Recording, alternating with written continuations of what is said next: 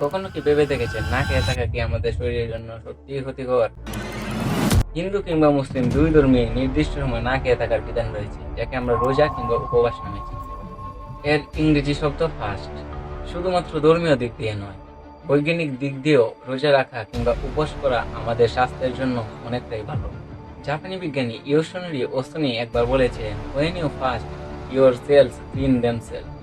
যখন আপনি রোজা রাখেন কিংবা উপোস করেন, আপনার শরীরের কোষগুলো তারা নিজেরাই নিজেকে ঠিক করতে থাকে। আর একে বলা হয় অটোফেজি, যা প্রমাণ করে তিনি পেয়েছিলেন নোবেল পুরস্কার। উপোস থাকা মানে শরীরের ক্ষয়ক্ষতি নয়, বরং শরীরের যত্ন নেওয়া, নিজের মনের উপর নিয়ন্ত্রণ করা। উপোস মানে আত্মশাসন। উপোস বা রোজা রাখা শুধুমাত্র একটি ধর্ম নয়, এটি একটি বিজ্ঞান, একটি অনুশীলন। এটা নিজেকে নিয়ন্ত্রণ করতে শেখায় নিজের মনের উপর এবং শরীরের কোষগুলোকে নতুন করে গড়ে তোলে।